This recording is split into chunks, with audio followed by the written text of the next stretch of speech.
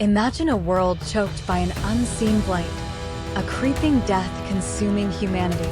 Scientists race against time, only to discover a horrifying truth.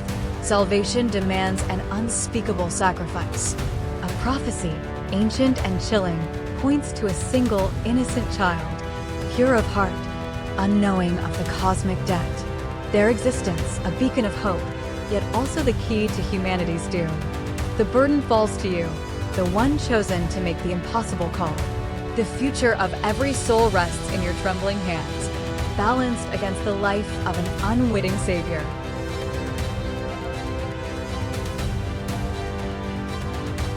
Can you condemn an innocent soul to an unthinkable end, ensuring billions live? Or can you bear the weight of endless silence as humanity fades into oblivion?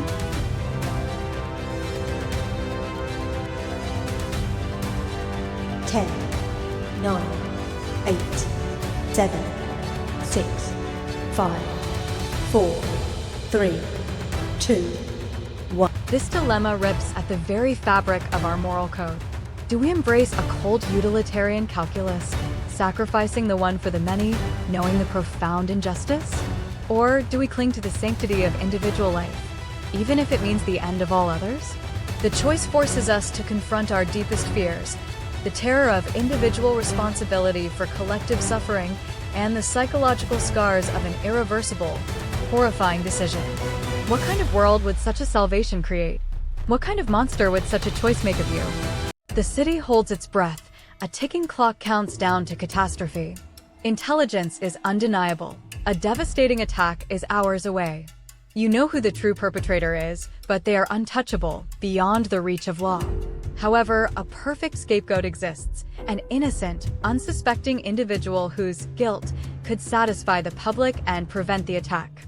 The system demands a culprit, and you hold the power to deliver one, stopping the carnage, but at the cost of a single, blameless life. Justice screams, but survival whispers.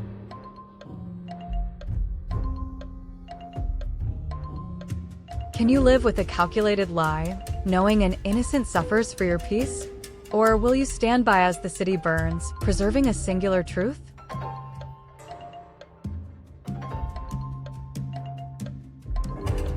Ten, 9, 8, 7, 6, 5, 4, 3, 2, 1. Here, the conflict between justice and security reaches a chilling peak.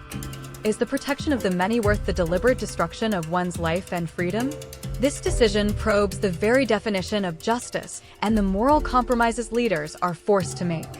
The psychological burden of framing an innocent person, the erosion of truth for expediency, and the ghost of the unpunished perpetrator would haunt any conscience. It's a choice that questions whether true societal safety can ever be built upon a foundation of profound injustice. For years, a particular memory has been a phantom limb, an aching void in your soul, dictating your fears, shaping your every waking moment. Now, science offers a miracle, a clean slate, a chance to excise the pain entirely. But the cost is profound. That trauma, however agonizing, became a crucible. It forged you, taught you resilience, and connected you to others in ways you never imagined. To erase the pain is to erase the scars, but also the strength derived from healing and, perhaps, a part of who you've become.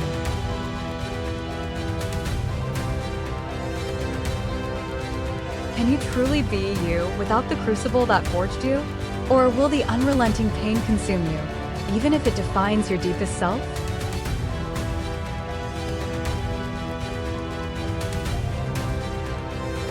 Ten, 9, 8, 7, 6, 5, 4, 3, 2, 1. This dilemma delves into the very essence of self and identity. Is our suffering merely an affliction to be cured, or is it an integral part of our journey, shaping our character and connections? Erasing trauma offers relief, but at what cost to authenticity? This forces us to weigh the psychological comfort of oblivion against the profound, often painful, wisdom gained through endurance. It asks if our true self is the one unburdened by pain, or the one that has faced it and emerged, however scarred, with deeper understanding and richer relationships? Suddenly, a profound and horrifying gift is bestowed upon you. You can, once a day, completely absorb the pain of another. Not just their physical agony, but their emotional torment, their fear, their despair, all of it becomes yours. The person you touch finds instant, blessed relief, living out their remaining days in peace. But you must bear their entire suffering within yourself for a full 24 hours. The first opportunity arises immediately. A loved one lies dying, screaming in an agony no medicine can touch.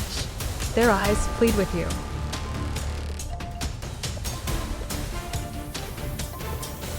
Can you bear their agony to grant them peace? Or can you live with the screams you chose not to silence, knowing the power was within your grasp?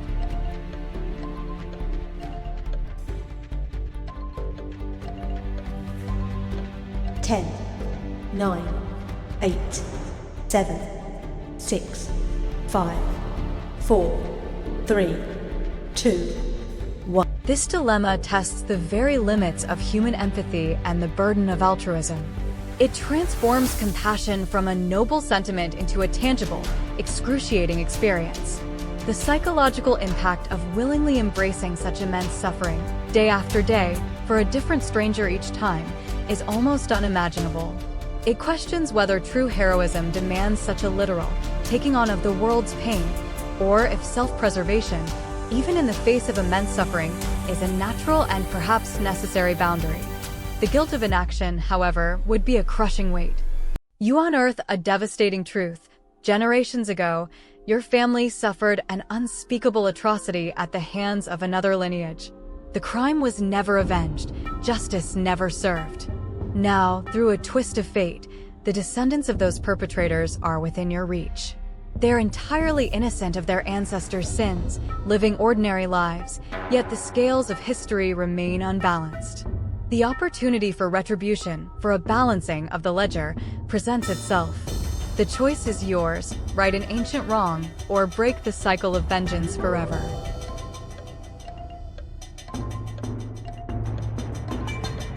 Does the past demand blood, even from the innocent? Or can true peace only be found by breaking the cycle, leaving an ancestral injustice unpunished?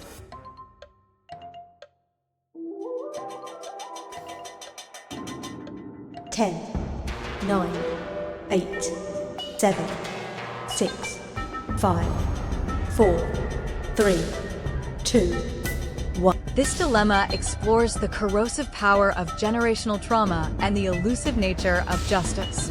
Is it ever morally permissible to punish the innocent for the sins of their ancestors? The desire for vengeance, however deeply rooted, risks perpetuating an endless cycle of suffering. This choice forces us to confront whether our loyalty lies with the historical debt of our lineage or with the universal principle of individual innocence.